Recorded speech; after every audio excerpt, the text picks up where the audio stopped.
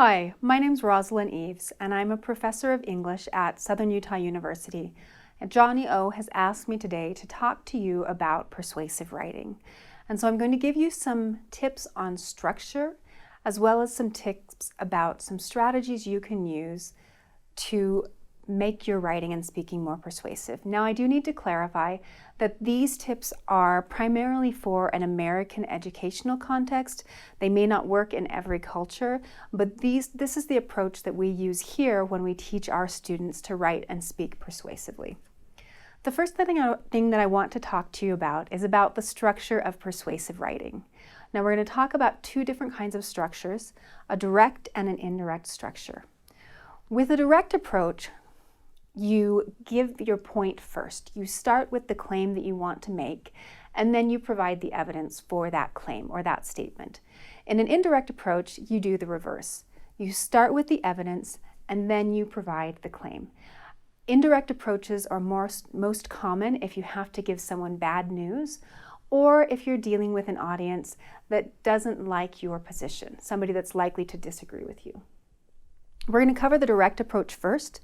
This approach is the most common approach in persuasive writing in the US, and this is the approach that's typically used for academic essays. This approach involves an introduction, a thesis statement, body of the paper that includes topic sentences and paragraphs with evidence, and then a conclusion that sums these up. Now, we're going to go through each of these with an example so that you can see what I mean about how this structure works.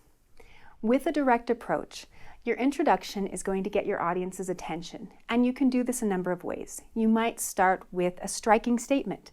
You might have an interesting question that makes the audience curious about your topic. You might have a fact or a statistic that's surprising or startling, or you might have a compelling story that invites the audience to listen further. Your thesis statement is one of the most important parts of a persuasive essay, and this is the point where you tell your audience what you're going to argue. In order for a thesis statement to be a true thesis, it has to be argumentative. That means it has to be something that a reasonable person could disagree with. If you're stating a fact, you're not stating a thesis, because a thesis is something that you need to prove to your readers. You need to convince them to agree with you. Now, this is an example of an introduction and a thesis from a sample student paper. The incredible thing about television is that characters have the potential to be represented in a million different ways. Unfortunately, producers tend to stick with the same few archetypes and tropes. Nearly every show about high schoolers includes a tough jock or a rebellious bad boy. As such, it's no surprise that television follows the same pattern and stereotype when it comes to portraying intelligence: the socially awkward genius, the limited ability sidekick, and the constantly picked upon nerd. Notice how this introduction starts by telling us what the topic is, that we're going to look at stereotypes in television. And specifically, we're looking at stereotypes of intelligent people, what we often call nerds. Now, in the body of a direct approach, that we're looking for two things. You're going to have evidence for the thesis. So if you claim that there are a lot of stereotypes in TV portraying nerds, then we expect you to talk about what those stereotypes are. And each paragraph in the body should have a topic sentence that reflects the overall thesis. A topic sentence is kind of like a miniature thesis statement. It's the claim or the point that you're going to prove in that particular paragraph. Now, here's an example of how this would work in the body of the essay. Remember, our thesis statement was that it shouldn't surprise us that television follows these patterns and stereotypes. Specifically, we have 3 different stereotypes that this essay is going to look at: the socially awkward genius, the limited ability sidekick, and the constantly picked upon nerd. So that means we expect 3 paragraphs in the paper, at least 3, and each of those paragraphs is going to develop a different idea. Notice how these topic sentences reflect the organization in the thesis. The first topic sentence, one of the most obvious and frankly painful depictions of intelligence is the socially awkward genius. The second paragraph starts, another kind of intelligent character is the one whose abilities are limited to helping the protagonist. And the third, the final type of smart character is the one that's constantly picked on. And in each of these paragraphs, we would expect to find evidence and examples. As we see in the first paragraph, one of the most obvious and frankly painful depictions of intelligence is the socially awkward genius. In spite of their high IQs and brilliant minds, these characters have trouble understanding jokes and other social cues. Dr. Temperance Brennan from the show Bones is a perfect example. Although she is a leading authority in the field of forensic anthropology, a key catchphrase of hers is, "I don't understand what that means," when presented with simple references to popular culture things like Hannibal Lecter, The Blair Witch Project, and Star Trek. Nearly every character in The Big Bang Theory acts this way too. Most of the show's humor comes from the contrast between the awkwardness of the brilliant physicists like Sheldon and Leonard and the normal people like Penny, the waitress who lives across the hall. The blatant awkwardness portrayed by these characters is likely an attempt by the show's writers to give these geniuses a noticeable flaw to ensure that their characters aren't infallible. Now you'll notice here that this has two different examples of shows that show the stereotype in action, and the other paragraphs do the same thing. At the end of a direct essay, we expect a conclusion, and we expect three things from the conclusion. That the conclusion will review the main idea of the paper. In other words, it answers the question, what was this about?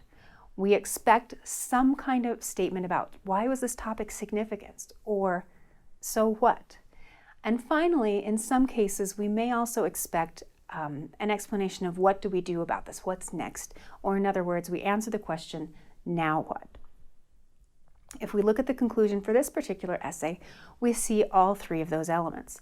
It starts by summarizing the main point. The fact is, smart people aren't as unique as television makes them out to be. And then it talks about the significance. They shouldn't be marveled at like zoo animals or be used as an easy target. Additionally, the characters who are presented in the media shouldn't have their intelligence be their defining characteristic. Although television has come a long way in normalizing intelligence, there is still more ground to be covered in creating characters who are complex and interesting, not just smart. Now that's the direct approach. And remember, the direct approach involves stating the point you're going to make up front and then providing evidence for it. With an indirect approach, we do the opposite. We start with the evidence we have, and then we make our claim or draw a conclusion. And again, this is most useful if you have to deliver bad news or if you're dealing with an audience who's likely to disagree with you. The format for this then, like the direct approach, we're going to start with an indirect introduction, but unlike a direct approach, we don't have a thesis statement, at least not in the beginning. Then we provide the evidence, then the thesis, and then we conclude. So for example, the introduction in an indirect approach still needs to get the reader's attention and let us know what the topic is about, but it won't explain the main argument. For example, in the state of Utah, something that some people are concerned about is something called the gender wage gap, the difference between what men make and what women make. But there are a lot of people in the state who don't believe that this is an issue. So if I were writing an essay on that and I started by saying we need to address the gender wage gap in Utah, some people might stop listening at that point because they don't agree with the topic. So a more effective approach would be to introduce the topic, provide my evidence, and then make my claim. In this case. So here's an example of what an introduction might look like. The United States has come a long way since the introduction of the 19th Amendment, giving white women the right to vote. In the state of Utah, suffrage came even earlier, with the first Utah woman voting in 1870. Since then, women have increasingly gained civil rights that formerly belonged only to men, including the ability to work in fields like mathematics, engineering, medicine, and more. Recent studies of working men and women in Utah have looked at the relative equality between the sexes in terms of wages. Now you'll notice that this introduction introduces the topic, but it doesn't tell us yet what claim we're going to make. The paragraphs that follow would similarly use the approach where they have a topic sentence and evidence, but they wouldn't necessarily reflect a thesis. The goal with an indirect approach is that by presenting the evidence, you help your readers come to the same conclusion that you've come to. So in this case, I might start by saying, the Utah Advisory Commission to the U.S. Committee on Civil Rights recently studied the wages of men and women in Utah. They found that the median or average salary of full-time women was $45,000 a year, while the median salary of men was $55,000. Women on average earn 70 cents to the dollar, and this gap is larger for women of color. Hispanic women make about 47 cents to every dollar that a man earns. Black women earn 67 cents, and that should be 57 cents, and Asian women earn 67 cents. And then I have another paragraph offering additional evidence. Some of this difference in wage may be due to choice. Women often choose lower paying, flexible work to care for their families, and women are often more likely to choose jobs in fields that pay less overall. However, this gap remains even when we control for those differences. Now, ideally, by presenting this evidence, my audience would draw the same conclusion that I do, which is that this gender wage gap does in fact exist. And that would allow me to conclude by summing up or stating my main idea, and then answering the question of so what or possibly now what. So it seems clear from the evidence that Utah does have a gender wage gap, and that would be my thesis, in that women are frequently paid less than men for the same jobs. That's the answer to the question of what is this paper about? What is this paper saying? Over time, this gap results in less savings for retirement, potentially lower future salaries. Over a lifetime, this equals roughly $500,000. That answers the question of, so what? Why does this matter to a broader audience? And it also answers the question of now what? What happens next? At current rates, in the U.S., the U.S. gap will not close until 2059.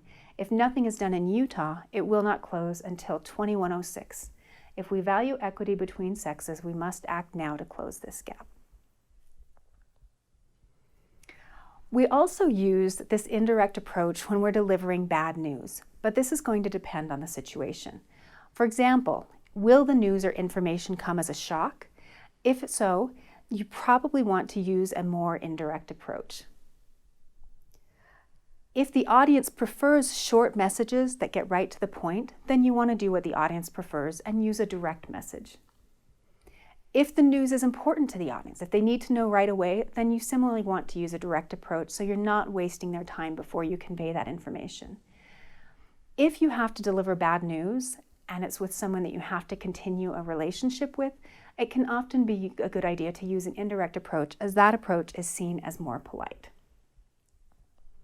If you need to get the audience's attention, then you may want to use a direct approach. And if your organization prefers direct or indirect, then you want to use what your university or your organization prefers. Now, if you're using one of these approaches to deliver bad news, say you're using a direct approach, you want to start with a clear statement of the bad news. Try and use a professional tone. Focus on the news itself rather than personal factors that might affect the bad news. Then give the reasons or explanation for the bad news. Let's say that you are working on a project for a client and you're unable to deliver the project in time. You would start by stating that bad news and then explain perhaps what some of the circumstances were that led to you being late. And then you want to close on a positive note. For example, you might say that while the product is going to be late to the client, you're confident that it will be a better quality product because you've taken the extra time to make it high quality. So here's a brief example. This is using the example of the fictional detective Sherlock Holmes, who had requested some information and was being denied that information. Dear Mr. Holmes, we are unfortunately unable to provide you with the information concerning Miss Scarlett's mental health at the time of her death, as patient confidentiality rules prevent us from doing so. We trust you will understand and wish you the best with your investigation. So as you can see, this starts by explaining directly what the bad news is. We can't fulfill your request, and here's why. Sometimes when you need to deliver bad news, an indirect approach is best. This is typically considered more polite, and such indirect approach will often start with a buffer. This is a neutral statement that allows you to get some space between the start of your communication and the delivery of bad news. However, you do want to be careful that your buffer isn't so positive that you lead the audience to expect good news. Then, just as we did with the indirect essay, you may want to provide evidence or reasons. Let's say you have a student that's consistently turning in late work and you have to tell them that they can no longer turn in the late work. You might start by saying, I appreciate you and your work in the class. That would be a neutral statement that's true, but that gives you some space before you deliver the bad news, which is you can no longer submit late work for this class. But you might preface the bad news by saying, we have many students in this class who are working hard, who've been able to submit the work on time, and we have a classroom policy that says we don't accept late work. And then you could apply that to the individual case. Then you would state the bad news, right? Unfortunately, because of this classroom policy, I can't accept this late work.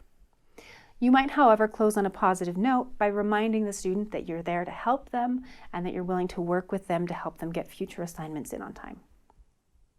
There are a lot of different kinds of buffers. You can start with, how do you agree with this person? What common ground do you share?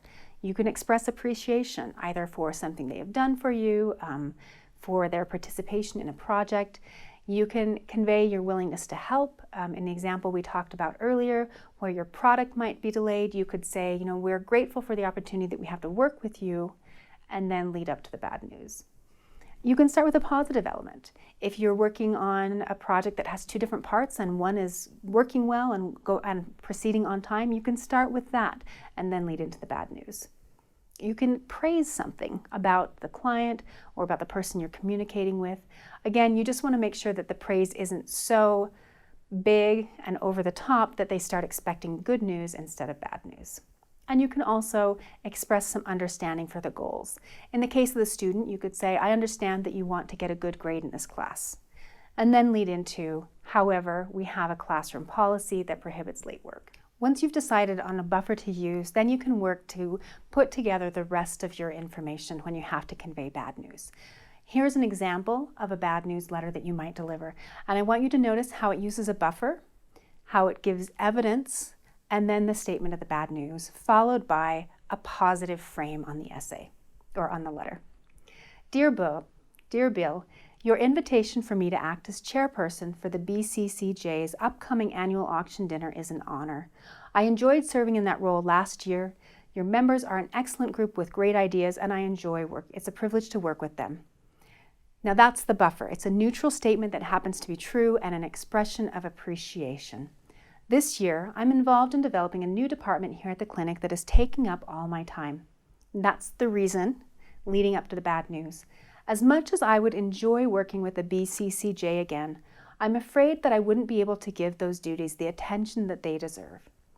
Perhaps I may suggest one of my colleagues who would have the time to do the job the way it ought to be done. Give me a call if you're interested, and I would be happy to suggest some names for you. We want the industry to be well represented. Notice that after delivering the bad news, they offer an alternative, and then it closes in a positive note. I wish you and the committee great success in achieving this year's goal. All right, we've talked now about using a direct and an indirect approach to a persuasive message, whether that's writing an essay or delivering bad news, potentially bad news to someone. The second aspect of persuasive writing that I want to talk about involves 3 different techniques you can use to make your writing more persuasive. And this is regardless of the content that you're using and regardless of the structure you're going to use. These are what we call the rhetorical appeals, and they are ethos, logos, and pathos. First, I want to briefly define rhetoric. Aristotle famously said that rhetoric was the faculty of observing in any given situation the available means of persuasion. What that means is that anytime you communicate, this is your ability to look at the message you want to convey and the audience that you are communicating with and decide what's going to be the most effective content, what's going to be the most effective structure, and how can you present this to your advantage. In other words, rhetoric is about identifying the strategies that will help us become persuasive. Now there are 3 rhetorical appeals, like I mentioned. Ethos, the first appeal, is about who you are as a speaker. This is about your personality and your credibility. It's about how you come across to the readers. Readers and listeners are unlikely to listen to and be persuaded by someone that they don't trust. So ethos is about presenting yourself in a way that lets a reader or an audience trust you. The second appeal, or logos, is about the logic and reasons that we use. This is about the evidence, like we talked about earlier, but it can also be about the reasons that you give why listeners should believe your message. And the final of the rhetorical appeals is pathos. Pathos has to do with what your audience is feeling as they listen to your message. An audience that's in a good mood is going to be more receptive to your message. Some audiences may be more likely to act on your message if they're angry. So pathos is about using different strategies to influence the mood of your audience so that they'll be more accepting of your message. Now, this first strategy, ethos, I want to talk about a couple of ways that you can demonstrate that you're credible. Aristotle said that in order to have ethos, someone can show that they have goodwill, good sense, and good moral character. Goodwill means that you care about the audience. You demonstrate that you respect them. You can do this by seeming objective, to seem like this thing that you're doing, the information you're sharing, is to benefit your audience, not you. You can also show that you have good sense. This means that you have the knowledge and the experience to talk about your subject. Sometimes this means that you can demonstrate that you have personal experience with the topic. In other cases, you may not have a lot of personal experience with the topic, but you can show that you have done your research by using sources and including evidence that suggests that you are someone that's careful and trustworthy. You can also do this by taking a moderate position. We tend to be more mistrustful of people who have extreme positions, and so by demonstrating that you can take a moderate position or that you're willing to compromise, you can boost your credibility with your listeners. And the last element that you can use to build your ethos or your trustworthiness with your audience is to show that you have good moral character. Now, this doesn't just mean a generic kind of good person. Moral character has to do with what your audience thinks a good person ought to behave like. We have a word that we use called decorum, and that means acting the way your audience expects you to act. When you come into a classroom, you probably have certain ways that you expect your teacher to act. You expect your teacher to be professional and to be well organized and to be respectful of students. If you were to walk into a classroom with a professor who was unorganized, who came late, who stood on the desk when they talked, you probably wouldn't trust that person very much because they're not acting the way you expect someone in that situation to act. Now, this image here is of Mother Teresa. This is from a billboard that often runs on I-15, which is a major highway here in Utah, and it's about compassion. The makers of the billboard want to encourage the people who see it to be more compassionate or more caring. And so they're borrowing from the ethos or character of someone who's well known to care for others, like Mother Teresa. The second of these rhetorical appeals is logos, and logos is about using facts and logic. Now, there's a cartoon here that I put in because it always makes me laugh.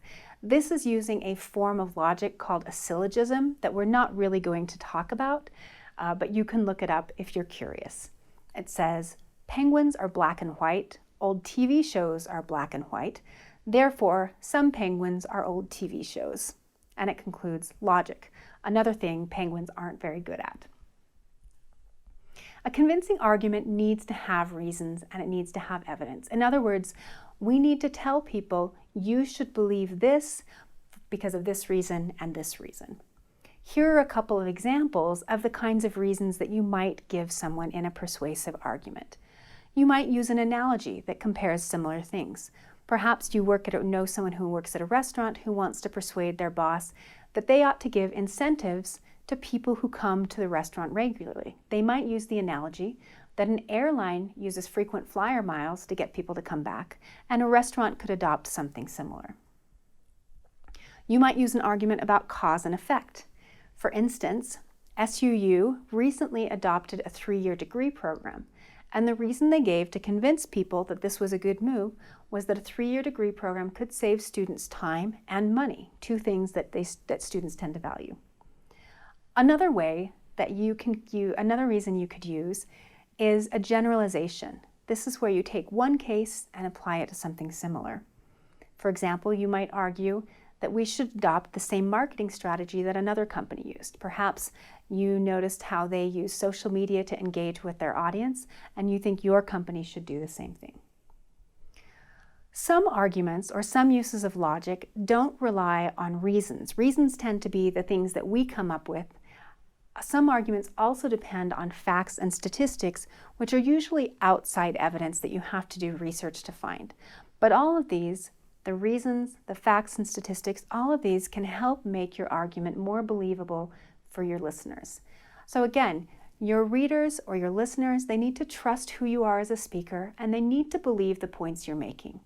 Once they believe you, then you can convince them to act on what you're saying. And that leads us to our final appeal, which is pathos.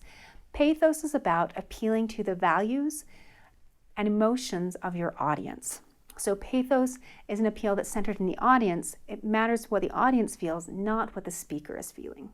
And it can be a good idea when you're planning a persuasive presentation to ask yourself, what do I want my audience to do, think, or feel at the end of this?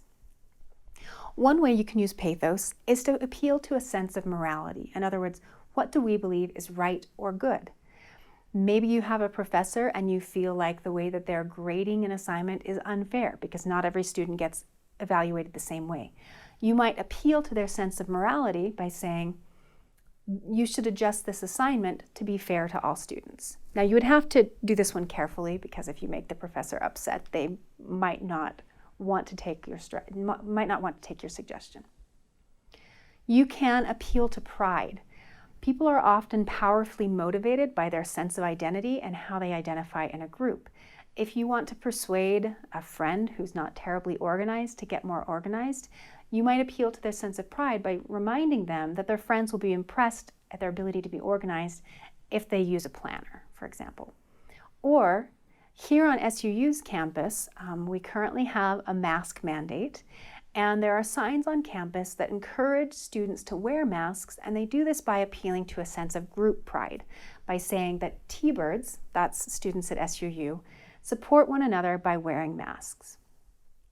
Another way you can appeal to your audience's emotion or their values would be to appeal to a sense of safety or fear. People who sell door-to-door home security systems will often do this by saying, your family will be safer if you buy our system. So they're both appealing to their value of family and to a sense of fear, right? That they want to be safe, and so they're going to buy this system. You can also raise emotion by telling a story. Stories can be a really effective way of getting your audience to feel something. If you find a story that makes you laugh, it will probably make your audience laugh. If a story makes you feel sympathy or compassion for someone, it will probably do the same for your audience. You can also appeal to shared beliefs.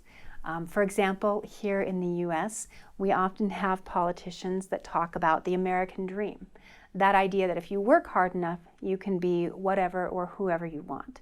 That's a common belief that many Americans share, and so by talking about that belief, you can help your audience feel patriotic, and you can encourage them to take the action that you want them to take. Now, I want to show you a short video by Michelle Obama, and I want you to look at how does she build her credibility or her ethos, what reasons and evidence does she give, and how does she use pathos to persuade her listeners. Who are you going to be? And if you'll notice, I'm not asking what are you going to do, but who are you going to be? I'm asking you about how you plan to live your life every day. How are you going to respond when you don't get that job you had your heart set on? For all of you who are going to be teachers, what are you going to do if the students in your class next year just don't respond to your lessons? For all of you going into business, how will you react when your boss gives you a goal that feels way too high? See, these are the moments that define us. Not the day you get the promotion, not the day you win Teacher of the Year, but the times that force you to claw and scratch and fight just to get through the day. The moments when you get knocked down and you're wondering whether it's even worth it to get back up. See, those are the times when you've got to ask yourself, who am I going to be? And I want to be clear, this isn't just some vague platitude about building character. In recent years, we've actually been seeing a growing body of research that shows that skills like resilience and conscientiousness can be just as important to your success as your test scores or even your IQ. For instance, West Point cadets who scored high on things like grit and determination were more likely to complete basic training than those who ranked high on things like class rank, SAT scores, and physical fitness. So what we're seeing is that if you're willing to dig deep, if you're willing to pick yourself up when you fall, if you're willing to work and work until your weaknesses become your strengths, then you'll develop a set of skills that you can mold and apply to any situation you encounter, any job you might have, any crisis you might confront. But you gotta make that choice. And let me just share just a little secret before I end. As someone who has hired and managed hundreds of young people over the course of my career, whether it was during my time as a lawyer, as an administrator, as a university, a nonprofit manager, even now as First Lady, I have never once asked someone I was interviewing to explain a test score or a grade in a class. Never. I have never once made a hire just because someone went to an Ivy League school instead of a state school. Never.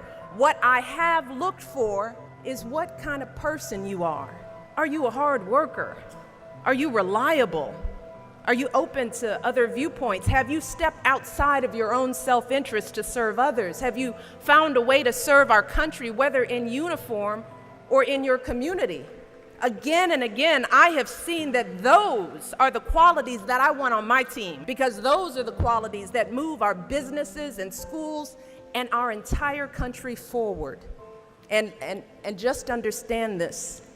Those are the qualities that you all already embody. They're the values you learned from your parents, from the communities you grew up in. And today, more than ever before, that's what the world needs. First of all, let's look at how does Michelle Obama use her ethos or credibility? Well, she's Michelle Obama, and she's pretty well known as the former First Lady of the United States, so she doesn't have to work as hard as most of us do to be credible. But there are a few things that she still does in the speech. For one, she shows respect and concern for the students. That shows that she has goodwill towards them. She also demonstrates that she has good sense or experience by referencing her former work as a lawyer, nonprofit manager, and yes, First Lady. What about logos? How is she using logic and reasons in this video? Well, she talks about the research on grit, that students who are persistent are often more successful than students who test better. She also talks about the case of West Point cadets, where they followed several cadets and they found that the ones that were most successful were the ones that persisted, not necessarily the ones that scored the best on tests or the ones that were most physically fit. She also references her own personal experience in hiring individuals, that she rarely looked at grades when hiring, and in fact was interested in how students worked and how they could solve problems. And finally, she uses pathos, or an emotional appeal, by appealing to shared values. She appeals to a shared value of hard work, that both she and the students value hard work, and she makes the hard work sound like something that's achievable. She also references a shared desire to succeed. She knows that her students want to be successful and she wants them to be successful. And so by referencing this ability to succeed, she's more likely to motivate students to work hard. And finally, she talks about the importance of service to country.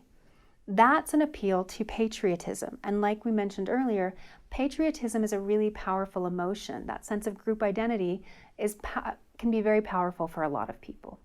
So by appealing to patriotism, she also motivates students to listen to her message about the importance of hard work and perseverance, and then to act on that. To review, we've talked now about two different techniques you can use in persuasive writing. The first is about using a persuasive structure. In most cases, especially if you're writing in an American academic context, you're going to want to use a direct approach where you start with your claim or your argument and then you give evidence for it. But sometimes if you're having to convey bad news, or if you have to convince an audience that doesn't agree with you, you may want to use an indirect approach that starts with the evidence and then moves into the claim or the main argument you want to make. Regardless of the structure that you choose, you want to remember these 3 rhetorical appeals. You want to make sure that you demonstrate ethos, that your audience has reason to trust you, that you come across as a person who cares about their needs, that has the knowledge and experience to give them good information, and that they can trust you. You want to make sure that you have good logic and reason so that they can believe your argument. And you want to make sure that you move them emotionally. Often in speeches or in writing, people will start by establishing their credibility and then move on to the body where they provide evidence. And the final paragraph is often a place where we see the strongest appeals to pathos or the strongest emotional appeals, because that's the last thing your audience is going to remember. And if you're going to move them to action, it's usually going to be in that last part of your speech or in the last part of your writing. Now, Johnny O mentioned that you are all studying to be teachers, and I just wanted to share that from my experience, teaching students can be one of the most rewarding things you can do. I hope that this brief lesson has given you some ideas about how you can use persuasive writing more effectively in your own life, and also some ideas about how you might help your students learn to write and communicate persuasively. Thank you.